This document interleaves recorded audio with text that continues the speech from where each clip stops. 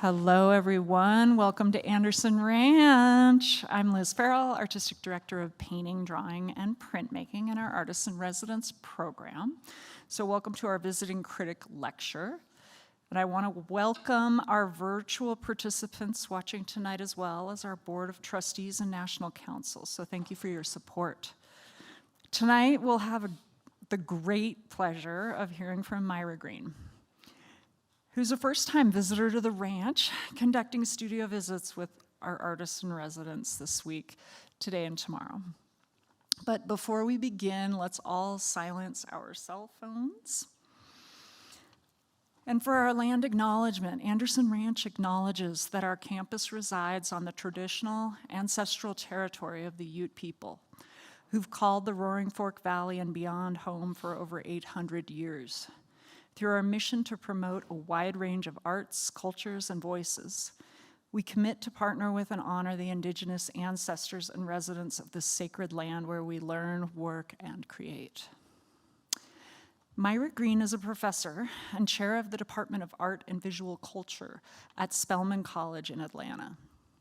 Recent exhibitions include New Myths at the JK Randle Center in Lagos, Nigeria, 19th-Century Photography Now at the Getty Center in Los Angeles, and her solo exhibition, Kept at Patron Gallery in Chicago. Named a Georgia State Fellow from South Arts, Greene's work is in the permanent collection of the High Museum in Atlanta, the Museum of Contemporary Photography in Chicago, Museum of Fine Arts in Houston, the National Gallery of Art in Washington, D.C., the Nelson-Atkins Museum of Art in Kansas City, the Princeton University Art Museum, the Studio Museum in Harlem, and the Getty Museum in Los Angeles. Myra's work has been featured in national exhibitions in galleries and museums, including the New York Public Library, Duke Center for the Documentary Studies, Williams College Museum of Art, Museum of the African Diaspora in San Francisco, and Sculpture Center in New York City. So please join me in welcoming Myra Greene.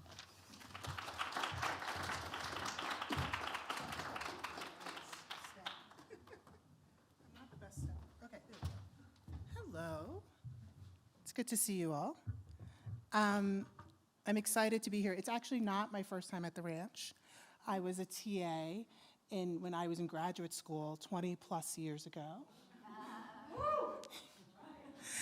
With Susan K. Grant teaching a dream and photography class. So being in the photo space today was very, very odd because it's exactly the same. So this is, and someone talked to me this morning, don't know who, because I'm not a morning person. And they're like, oh, I was watching your talk, and some of you have done research on me, and I appreciate all of that.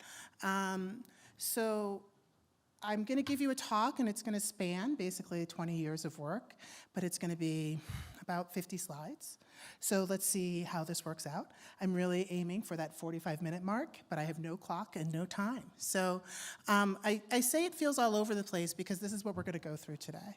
This is the span of the type of work that I've made over the last 20 years. And it's very easy to say this is all over the place, right? Visually, textually, materially, but realistically, to me, it's the same through line. And so we'll start at the beginning, we'll go through it, we'll stop a clock, and we'll go backwards and forwards, and then we'll get to the end somehow, okay? So this wasn't even on the first slide, but in 2005, I was making these digital prints. They were actually scans of Polaroid pulls. Some of you are too young to remember. Polaroid would come in this tack and 4x5, and you pull them apart, and you'd have the Polaroid, and you have this ooey gooey substance on the other side. And I would take that and manipulate it and then scan it and make it stable. And I was interested in this darkness. I was interested in this description of self, but didn't really know how to materialize it. And so at that same time, I did a workshop in George Eastman House, which is now George Eastman Museum. I was teaching at RIT, Rochester Institute of Technology, and with Mark Osterman, and he was doing a workshop out of his home about ambrotypes. And ambrotypes are the process 1850s to 1880s, making images to glass. This is before plastics, this is before paper, and so this is the process, and if you notice on the edges, it's actually an image printed onto clear glass, and then a black piece of paper is put behind it so that it makes the image visible. So I go to this workshop, and I did the inappropriate thing, which was I made, and I was like, oh my God, I look like a slave. Look, people, I look like a slave. And when you're in a room full of 7 white people, they don't really like that. And then I made another one. And then I was, I was like, oh my God, I'm totally a slave. And I didn't understand, and I was interested in that implication. And it was also the year of Katrina. It was the year in which the New York Times was running. It was the year of the invention of the comment section, which once did not exist. And so for the first time, people were like, oh, those monkeys deserve to drown. It's the deluge. This is what God wanted, right? This is like what was happening at the time. And I couldn't negotiate all of that information at once. But I knew this was a process that I wanted, all those things I wanted to confront. And so I started making ambrotypes on my own. It took me sort of a year and a half to figure it out technically after that class. But instead of printing them onto clear glass, I printed them onto black glass. And so this was on the range of the first one that was successful, but it started to make them into more of a, more sections of my face. And so this is sort of the image that became most known. I will stop and say, this is an image that fits in the palm of your hand. It's a 3x4 piece of unique glass. It cannot be replicated. And so what I ended up making was 60 to 70, don't ask me because they break, so I don't really know what the number is, pieces of glass that are unique. If you notice in the upper right-hand corner, there's sort of a rounded edge. That's actually where I hold the glass when I pour the chemistry down and on, so there's always a physical imprint of me onto each piece of glass. So I was interested, I'll go back. Oh, I do have a, yay. So I was interested in sort of like, why was I interested in this visual referent? The sort of the highlight of my skin feeling like silver. Oops, now I've gone too far. And sort of how highlights and shadows in photography sort of were rendering differently. And really just the materiality of this process. It's a labor-intensive process of cleaning and cutting and all this glasswork, and it gets really boring. But it's because I was inherently new, not inherently, through graduate school, through my studies in photography over the decades before, I was interested. I'd always known about these daguerreotypes, J.T. Seeley, about Rentier and Drana, images of the first slaves. And there was something about that I was oddly in my visual history. And now I don't know, from here on in, I don't know what the next slide is. So we're gonna just make it work. And so I kept playing with these images. And so I keep this one in the slide because I still love it, and you can sort of start to see the map of my face coming out. But you also see how these other marks are sort of coming up on their own. It's because technically this piece of glass is not perfectly cleaned, and that I don't know where they're coming from. Like, I really actually have no control over them. And that sense of control and not control is something that you'll see throughout all of my work, both because mainly because I'm not a perfectionist. But we're talking about a process that was invented in the 1850s, runs through the 1850s to 1880s, but you're also talking about what else is happening in that time period, right? This is a time period where phrenology, physiognomy is all coming to the head of science, right? The size of someone's head tells you if they're smart or if they're stupid. Are they an idiot or a poet, right? But at the same time, we have the invention of this thing that is photography, and it sort of lets you play out these drawings into really well-known ways.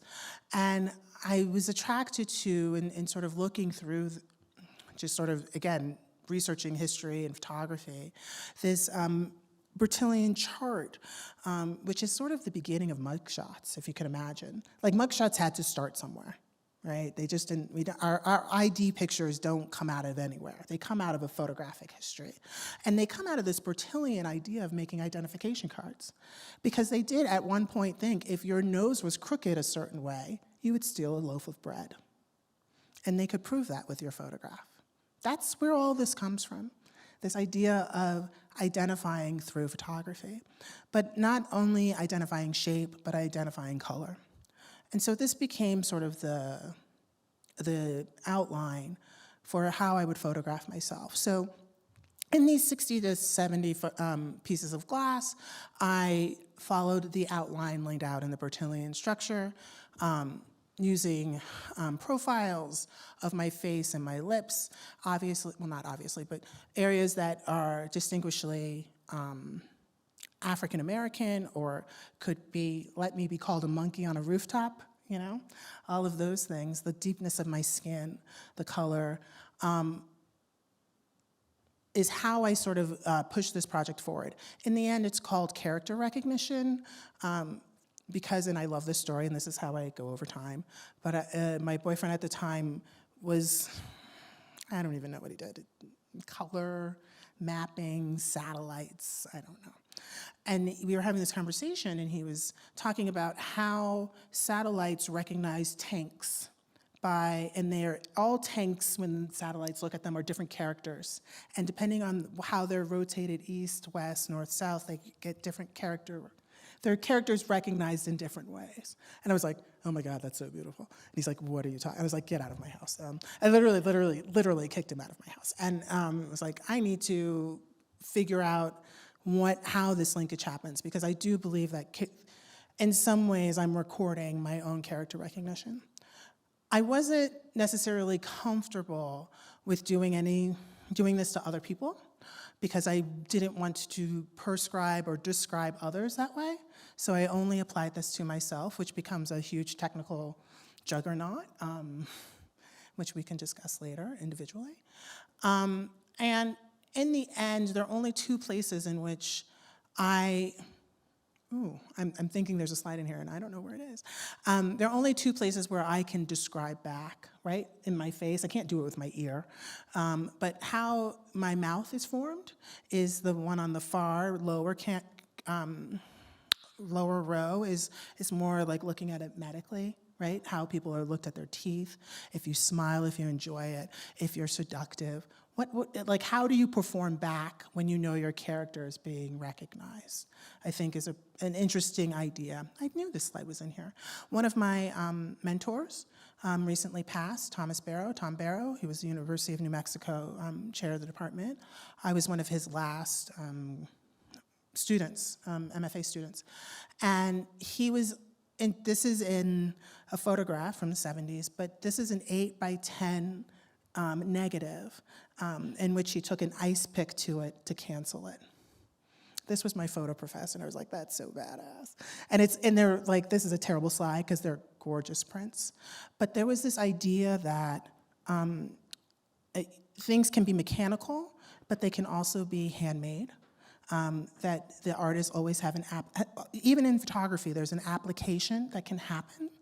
It does not need to be reproduced one for one. And so that made me feel, we'll say it this way, yeah. It makes me feel really comfortable with sort of these iterations of chemical spills in lineage. It helped me become more and more comfortable with photography being a unique object instead of a mass-produced one. Project 1 complete. Oops. Yes. But in some ways, and this is the thing that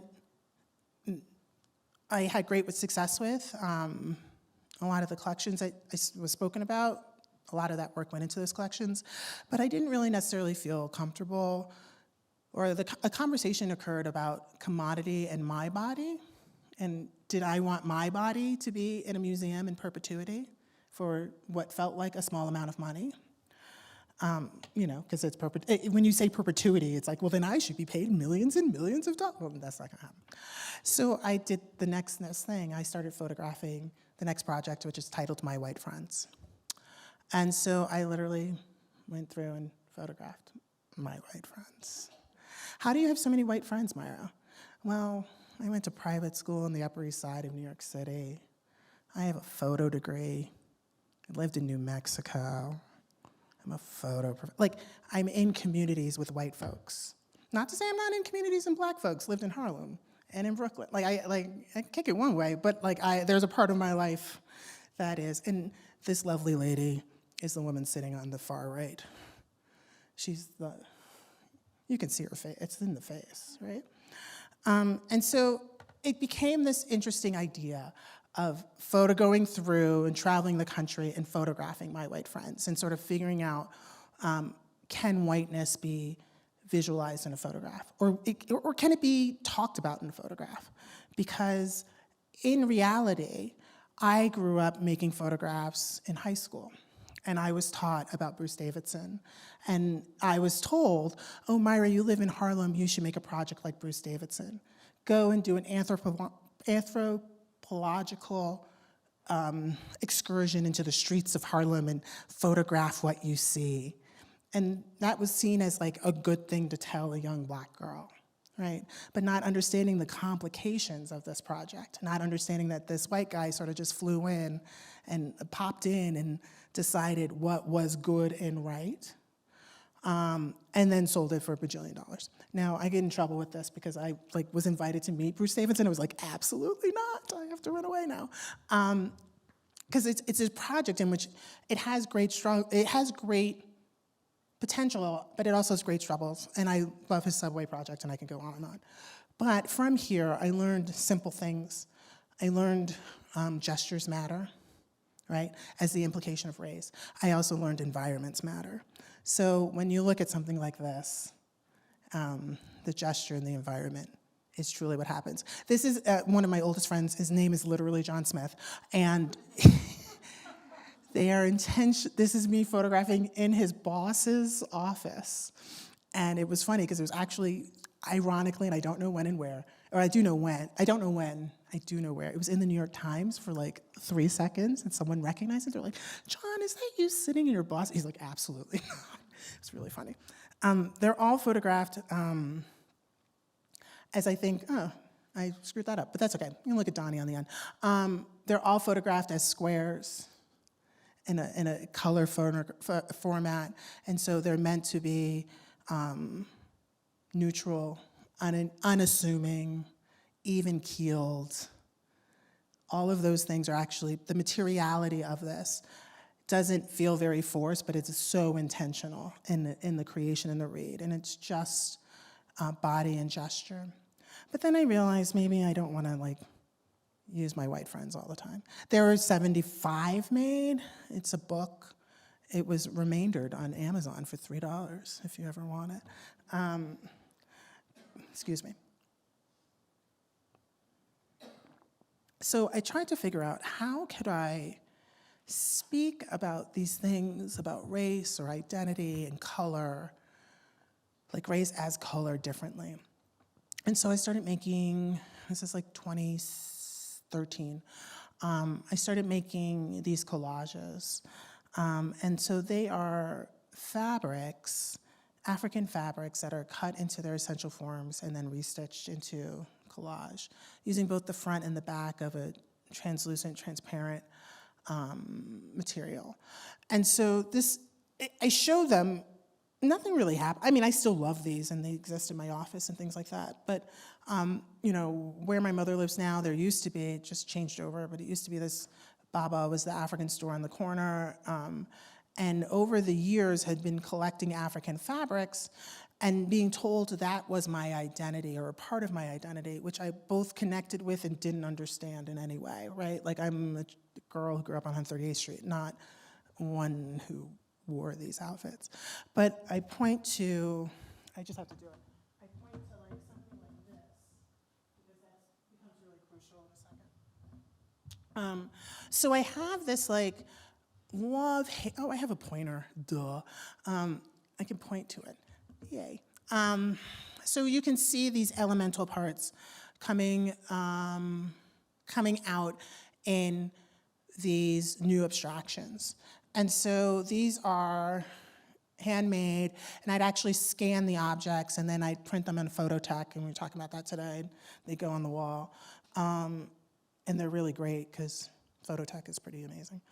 And so it was for me like these first steps into abstraction, and sort of really letting the material lead, and the colors sort of do a lot of work. And in some ways, while they are created through the objectness of Africa, they are their own unique articulations. So, look, I can use my pointer now.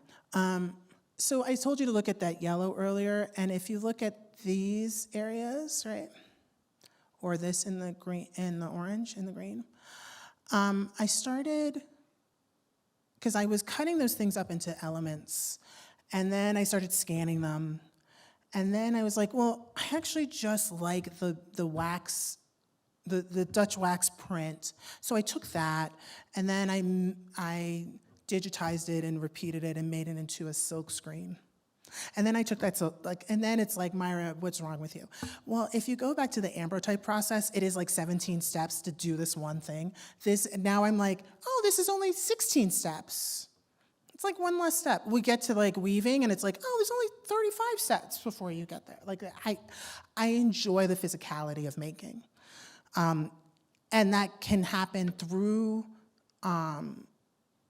the material, it can happen through digital, but I like the idea of these processes. So I took it, I digitized it, made it a repeatable, then I would silk screen it onto different colored fabrics. And what starts, oops, I went too far. And so what ends up happening on these is this is like my first venture into like dyeing things. And so these are two separate projects. The one on the left-hand side is the beginning of piecework, and we'll see more of those. And then this on these stripes on the other side, which is the growing gradient, which had no print on it. All of that textural information came through dye work. Is a project called Mixed. But I started making these forms. And so some of this, I'm now obsessed with the pointer, so just let me have my moment, because I don't get to do that often. These type of grid works and shapes, they are part of, like, I was interested in mapping and laying things out and grids, and that sort of fell away. But what you see is a sheet of yardage of a red fabric, and then yardage of a blue fabric printed with different forms of Dutch wax patterning. And so this is about 7 feet by 7 feet. And I should always give you sizes because it will not make sense. My white friends were 20-inch by 20-inch digital prints. Anything else I want to talk about? No, I'm going to keep going. So, and this is now, we're going to have our first time schism. Okay, ready for it? Great. So at the same time, I was like, oh, I'm interested in color in really weird ways. But you only did your ambrotypes on black glass. Well, what happens if you do it on colored glass, right? Like, what happens when you take that same concept and apply it to a physically different type of material? And so at the same time, I sort of, do I remember doing this way? Like, I was like, oh yeah, let me just put this down and then pick up a whole nother process of going back into the darkroom. And I actually, at the time I had just moved to Atlanta, so we're now into like a 10-year mark, but I flew back to Chicago to make these. Myra was crazy at that moment. And so this is a project. This version of the project is called Colored, right? And really thinking about it's two things. It's colored and undertones. Excuse me. And so thinking about the tones and the undertones of stained glass and how it can affect the image. And these are probably the brightest ones, I would say. What this ends up being produced are these stained glass pieces that are, again, 3 by 4 inches that sit on a shelf like this where you can barely, I think you can barely in any type of documentation see the image. But I also truly, at this moment, really like, it's not good for an artist, right? But like the idea of things being seen best live, right? Like documentation doesn't work. And I was like, yay! And my gallery was like, oh boy. And I was like, woohoo! And they're like, this is kind of crazy. So in a show at Patron, at their old location, I was able to, because in my head, this color conversation is the same one. I started juxtaposing these fabrics with these glass pieces. And I personally really enjoy them. Sometimes when you photograph them from the side, you could see it. Sometimes you can't.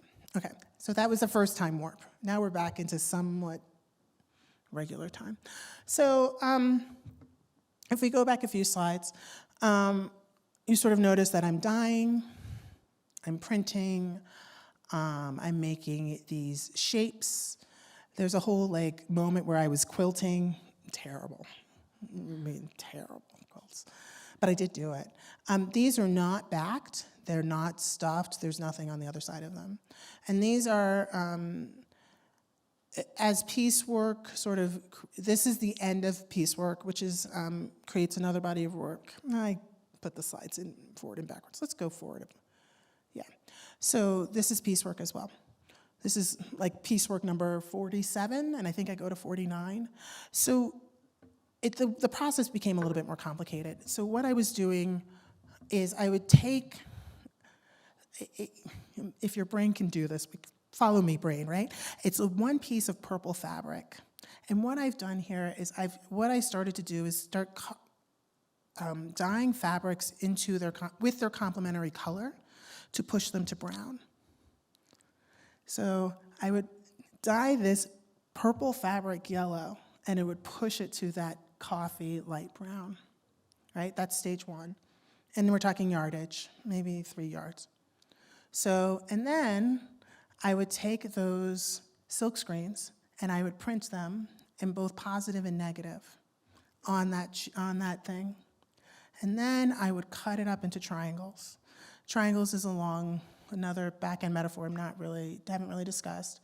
But it's me, my mother, and my sister, and I always think about the triangular effect we have, like our diasporic effect, because my sister lives in Canada, and I've lived all over the place. My mom lives in New York as anchor. So I cut them all up, and then I sew them back together. That's how piecework is functioning. And so they exist on the wall. They're free-hanging floats. The edges have little pockets with magnets in them. There's a support bar when necessary. This is probably the largest one, which is about 7 feet by 10 feet wide. This is when I screwed up my order. Can we go forward and back? Nope, we can't do that. I thought I had another slide in there, but I'm gonna go back to this one. So I made those, and now you can sort of see it. You can see like the orange over here was actually dyed blue to push it to brown. And then the inks go on top. The green piece was dyed red. It's like a very specific tone to get it there. And so it was really playing and using that color language. And this is probably, I want to say, 18 to 22, that I was really playing, like just dyeing yardage. Just all I would do is dye, and then I would print for I would dye for 6 months and have, those plastic bins full of fabric. And then I'm like, okay, it's time to print, because then you have to figure out the print color combos, and I would take them all and I'd print. These are much smaller. They're, the orange one is a 22 by 19. The green one is about 32 by 35. Why do I remember these numbers? I don't know, but I do. So what was nice about these was the ability to play both with scale, with color, and started to really think about, while there's this remnants of African description right? Coming from the wax print, there was also this play of color and thinking about like, what is the importance of color, or how, and the major question of just like in our primary real color, the color brown is never, we never really talk about the color brown, right? But unless we're talking about some form of racial identity, we will go, oh, brown folks. But like really trying to push that to the top of the conversation, but also let brown be incredible, diverse articulation of tone. So if you look, so this then turned into a project that was called Circles and Ovals that showed in London in 23, I want to say. But if you can imagine the far circle is probably the easiest way to see it. You can see that white fabric sort of gradating to the brown. That's what the fabrics often look like. And I think sometimes people had difficulty like understanding that this was one piece of fabric. And so I was like, okay, fine, I'll show you. It's one piece of fabric, right? Like, if that's what you need to know. Here it is, it's one piece of fabric. But I changed the form to circles and ovals, which allowed me a little bit more flexibility in that. And so this is sort of it in, this was at Corvée Mora in London, sort of allowing that to play with shapes. So the circles or ovals would go 12 inches, and then there's one that's like 40 inches, and sort of learning the dynamics of how to make that into a piece of fabric. And I'd say with the ovals, they are all cut from the same piece of fabric, right? That green starts as that intense green, and it fades, and I can push it through dye down to that last colors. What happens with this, and why I actually really like this, is because you start something that, and it's a through line from this work, from all of the work actually, I can even go back with this one, is that color becomes contextual, right? You understand a silver because it's sitting next to that brown, but that silver then contextually looks different next to a purple. That's the same with race. I am a different human being in a black space than I am in a white space, than a Puerto Rican space, than I am when I go to Mexico City. Like, but do we talk about that complexity of racial dynamic? No. So that physical application to me is also still the same application that happens in all of this work. We're about to do another weird time jump. I apologize, because this is how my brain works. I think those who met with me today, I'm like, just do another thing. And you're like, what are you talking about? I'm like, because I just do another thing. So my grandmother, not what you're expecting at all. And where it ends up, totally crazy. My grandmother was one of 5, and they were my lovely, crazy aunts. But my grandmother passed away in 21. And as a photographer, there's this like crazy archive of pictures that you just like are like, I want my frickin' hands on it. And it took, I was the one who cleared out her apartment, and it just took, I like found what is known as the red suitcase, which had all the pictures, and people had been looking at it for decades, and no one could figure out where her pictures were. She like hid them in a suitcase in the back of her closet. And I was like, ha-ha, kazaa, they are mine. And they became, it's just interesting to me how popular culture, or all culture, collects images of historical Black people. Like these are 2 things I just bought in my life. I just own them. And then everyone thinks because I own them that I'm related to them. And I'm like, no, this is actually a mugshot, of this woman. And it's just like, I forget what her crime is. It's not prostitution. It's just like she was standing there. Like she existed. That was her crime. It's amazing. And then yeah, all of you were like, no. And I'm like, amazing. Like that's an amazing artifact of like American history. And just finding these pieces of documented Black bodies in photographic history are fascinating to me. And so finding all of these pictures, and what I ended up doing in the end was scanning every single one of them and making a realistic, I dork out and I'm like, I'm gonna make a realistic Epson print of this thing, you know? But now I have both the original and the thing. But they are, is it on here? I have no idea what time it is, but I have to keep looking for 1 second. There's a, oh, there, yeah, it is there. Oop, wrong thing. This one. So it's a bassinet on a rooftop. And on the back of it, it says Adrian, which is my mother's name, 1945. So it's just like it's not a picture of my mother. It's a picture of my mother in the bassinet on a roof. Who puts a bassinet on a rooftop and then takes a picture? Who's got jokes? Like, people got jokes in these pictures. And I just sort of loved the humanity. I'm going back to one more because there's one of Rosie. The humanity of it all, the weirdness of it all, but this is like not a part of, when we talk about vernacular photo history, it's not a part of it. But this is how I see photo history, how I process it. So going through the pictures, I sort of identified these 4 pictures. 2 are my family, 2 are not.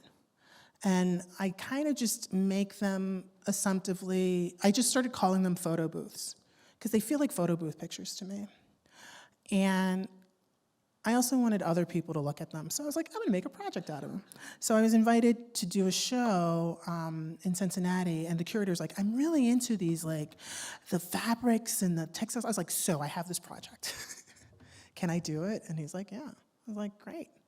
So I love this picture for no stupid reason, except for I made a darkroom in my garage, and I made ambrotypes in 88-degree July evenings in my garage in Georgia, without a darkroom, without a sink, which is also like, I was like, I'm impressed by myself.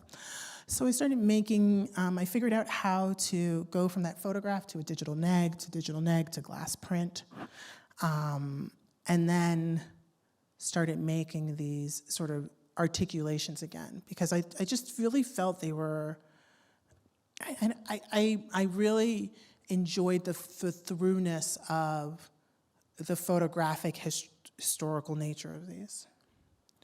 So in the end, I'm like, that's better. In the end, they became both, when the show came, they're like, Myra, we have these windows. I was like, I have an idea. Why don't I fill your windows with 4 black women that none of you guys know who they are? And I'm not gonna tell you whose family. We're just gonna go. And so we had them printed. This is the first time I've ever had someone else do a thing. I just showed up and they were on the windows. I was like, oh, that's pretty awesome. So they existed on this window, and what I also loved, across the street was a fire engine house, and so every time they like came in and out, they had to like look at these random 4 women, and they were like, what is this crazy lady doing? But, so this is that at sunset and different times of day, but I used the same modeling to make shelves and have these presented that way. Oh, well, we'll go back and forth. This is the Patron in Chicago now, and I mimic that sort of replication with doing that there, with the installation of the image there. And so I guess these are different display methods. In my head, I'm like, where am I? And so they've been framed up, and this is, again, glass pieces in frame, but also you can sort of see their didacticness here. So I would print, there are multiples of these images, but they're never printed the same. Like if, oh, I did it again. If you look at this one and this one, they're the same image, but you can see that they're physically different, so there's still a unique and individualistic thing. How much time do I have left? Huh? I'm good? 5? I don't know what you just said, so I'm just gonna keep going. 10 minutes, perfect. So, so then I go, are we done with fabrics? I don't know if we're done with fabrics, because everyone's like, what's the elemental part of fabrics? It's thread. And it's like, oh, do you know enough about thread? No. Why don't you just learn how to weave?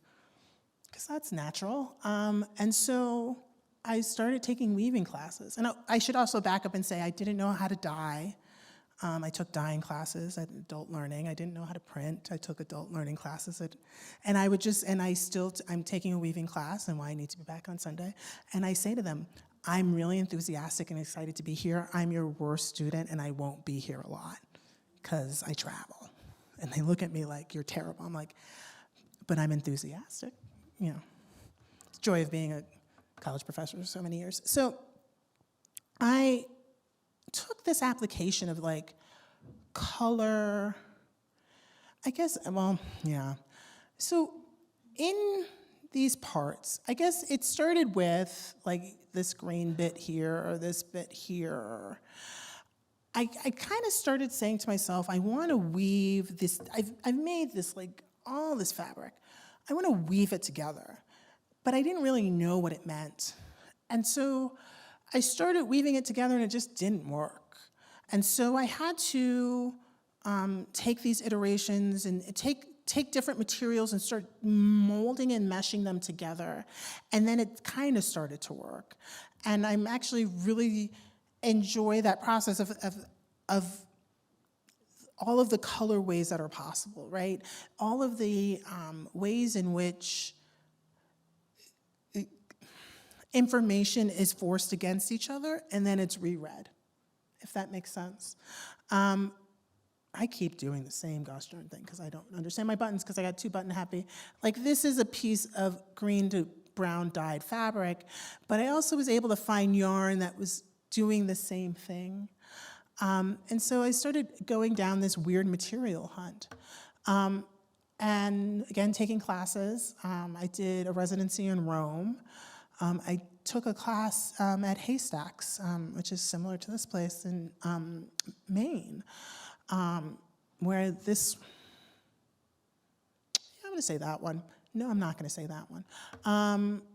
And started playing with non-traditional material, both yarn and thread, but fishing wire, synthetic hair, cord, all of these wrappings to sort of play with, can I make things go to brown? Does it have to go to brown? What are the material choices there? So I sort of have this want to, well, I don't, so many thoughts at once. Both the weft and the warp, so the things that are going up and down, right? They allow you to play with sort of meaning, color, and colorway, and sort of playing with the things that I learned, both gaps, situating things next to each other, and trying to figure out like what is whole and what is not. They don't look good. So I was able to go to Lagos in October in 25, and it's sort of a different technique, but sort of taking that idea of material iteration or material exploration and making different types of weaving. And so some of these are done on floor and table looms, but this is a frame loom that was built there. And so you can sort of see the warp corded on top to bottom, and then also the warp was also made with non-traditional materials like that maroon and that seafoam color coming off the frame, and also that blue up there is actually synthetic hair. So I was able to start adding information from a place or even more information from a culture into the object itself. So I have traditional fabric sort of lined in here, like cordage. It just sort of allowed a freedom of sort of making, interacting, and not necessarily, and staying true to that idea that the context of the color helps define what the piece is. It is an incredible abstraction compared to where we started with like a sexy set of lips, but I think it's the place where I'm working from now and I'm most comfortable with, and I really think this is the last slide.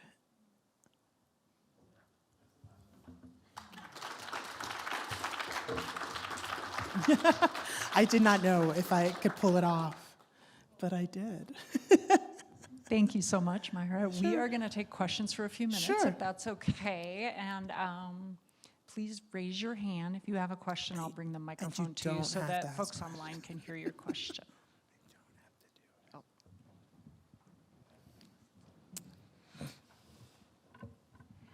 Hi, Myra. Hi. I was thinking a lot about your photographs, and I think that I guess this is a question. I think they resist being able to be consumed, and in the way that, but they're close up, they're vulnerable, they're raw, yet they're somewhat uncomfortable.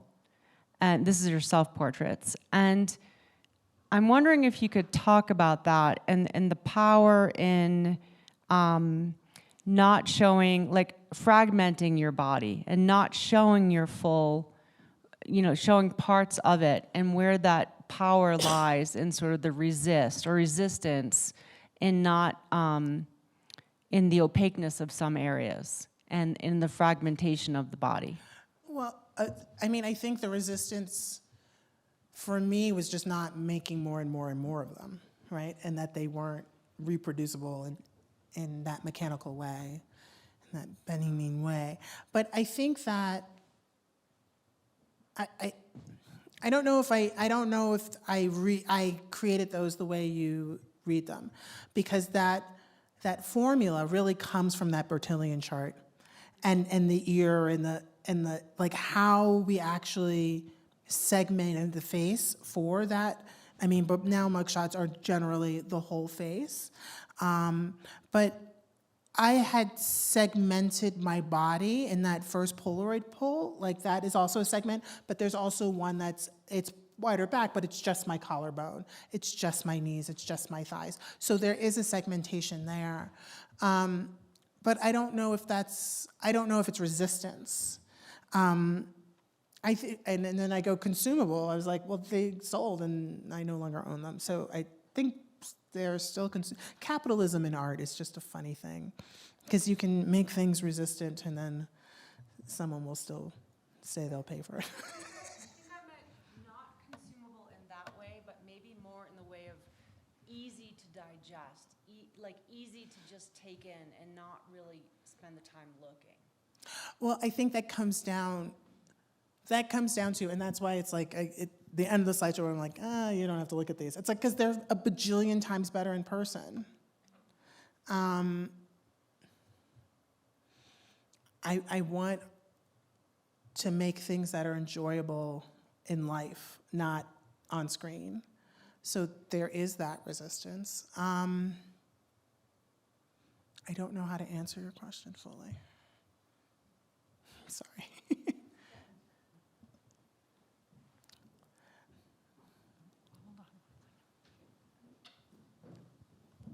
I find your interest in the sort of photo record very interesting. And I'm always thinking about, especially in that one photograph of a woman getting arrested for existing, that was like, most likely she didn't want her photograph taken, but now that's a part of our historic record. And I'm always curious about pre-internet photos from people who aren't here, and because now I've seen her, which is, I don't know if there's an emotion there, but obviously I should see it because if it's a record and we don't want to hide those things. But is it, I don't know what my question, I'm wording it poorly, but is there something offensive about this photo being so accessible to so many people now, or is it important because we need to see this history? I mean, that depends on so many factors.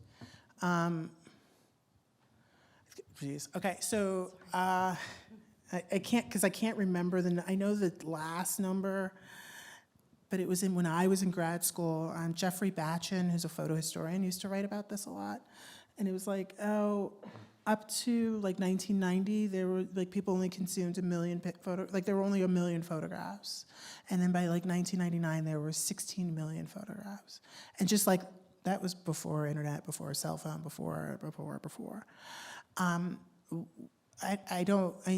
You were asking this today, like how consumable. How much are we supposed to learn from a photograph? Like, I don't know. But our relationship to photography has changed opposed to the 1950s or the 1920s when they barely used them to put them in magazines. Do people think of their TikTok videos as a permanent record that will exist in perpetuity? No. Was that mugshot thought about as something that would exist in perpetuity? No. but I have a place value on it. And 50 years from now, someone might place value on insert TikTok picture here. I don't really know a good one, so I can't say if there's value. I think in terms of culture, photography has always been seen as a medium of the medium and upper class, right? And to then not have records of people using photography who in my family wasn't upper middle class, but they used photography. But those people are just removed from the record. And then it's like, oh, well then black folks are poor because they couldn't make photographs. Well, we were both poor and made photographs. So how does that complicate American history? It absolutely does. And I showed my mother that picture of her on the rooftop. She's like, oh, that's what we did. We would just hang out on the rooftop. Why go downtown in New York City in the 40s? Right? You can have everything you need on a rooftop. There are pictures of every single sister in a bathing suit on the rooftop. It's kind of amazing. And they're just having a good time. But why is that not understood by many, by most, as a part of American photo history? Right? It's the William Eggleston tricycle. It's Christian Berry's Southern understanding of building. It's just interesting to me because it's like, well, then this thing actually exists. So I want to just, in some ways, make note of it, but I also don't want to make a shitty archive book that's like, look at black folks in the 40s. Like, I'm not interested in that. That's why it's just like, I did that project and I'm like, that can sit for a moment. I'm going to use a loom, and then I'll do this thing, and we'll figure out what to do with those pictures. Now I know those pictures aren't going anywhere, and I have time to deal with those pictures appropriately. Does that answer your question? Hi, I loved your talk. Thank you. I'm really interested in your connection to the Bertillon chart and the modern concept of photo documentation of the person. I don't think I heard you well. Sorry. Pull your mic away from Away? you. Okay. Is this better? We'll see. Let's go. I'm really fascinated with your connection you made to the Bertillon chart and sort of the modern diagnostics of like the stock photo and even everything that comes with like documenting people. Mm-hmm. Now we're in the point where the photo influences, the subconscious of like artificial tools that kind of re-influence the world around us. Mm-hmm. Do you think we're sort of in the renaissance of the use of the photo, or do you think there's forces at work that we should be actively looking to unwork, and if so, like, What's my political view of like a surveillance state? This is what I hear, here as a question. Yeah. Is that, I do not like a surveillance state, and that's what photography is, one aspect of photography and the camera has offered. And people have utilized that to both good things and bad things, right? In some ways, you would not believe the violence that has been inflicted onto people unless there was documentation of it with a camera. But I also don't know if I need to be AI recognized everywhere I go. Mm-hmm. Would you have any advice for someone who's thinking like No. how they could? Okay. And stop. Thank you. I don't know. I don't know what's the end of that question. I feel really bad. No, not at all. Not at all. Like, you've analyzed these systems and you've, come to use them in your work in a way. Do you think there's a modern use case where we could do the same, take these things and pit them against themselves and sort of re-illuminate, indicate things that they sort of caused? I think that can happen personally. How many times have you thought about mugshots or your ID picture, its invention? That's not something most people think about at all, right? But we all have them. It's those simple systems. They are born from something, and they're actually born out of photographic history. I don't know how you stop and ask everyone, like, hey, did you think about how your passport? And it's not American, it's international. We are identified by what we look like. The second part of that is what we have no control over, which is what people do with that information. If they see it as good or bad, if they think you're gonna steal a loaf of bread, if they, like that part you can't control. But man, have they tried to control that forever, right? Saying that Well, they have this characteristic, so therefore this is why we will put them in jail. Seems like American politic to me, both of now and of 100 years ago, and of 300 years ago. And let's talk about some Mayan ruins. That's how we, anyway, that's a whole nother. Next. If there are no, oh, nope. She has a question up front. No, she has a question up front. I'm not gonna, not delay. I'm just like. This comes after the last one, so it's I'm like, I have to no beleaguer prophecy the- about the not history to of photo. beleaguer, but I was thinking about the last question and thinking about categories and how science and governments and the art world, for that matter, is obsessed with categorizing people. And you are using those categories, you're moving in them. I don't know if they're really subverting, but entering them and transforming them and moving with it, even your description of being within different friend groups and change and being a different person. And it seems to me it's getting more and more abstract. You're working with materials and colors. And over time, it seems like you're researching through this categorizing. And I'm just curious about, you're researching and demonstrating, and what are you what are you gaining from it? What am I learning? Yeah. How to count a warp? No, I don't know. I don't know. I think that I'm learning that, realistically, color is so fundamental and basic and more complicated than you could ever imagine. But in reality, everything works. You're told time and time again, these colors don't work together, blah, blah, and no, everything works. I don't know how else to explain it to you. Maybe it's the proportion that you have wrong, but everything works. Thank you, Myra. That's amazing. Thank you.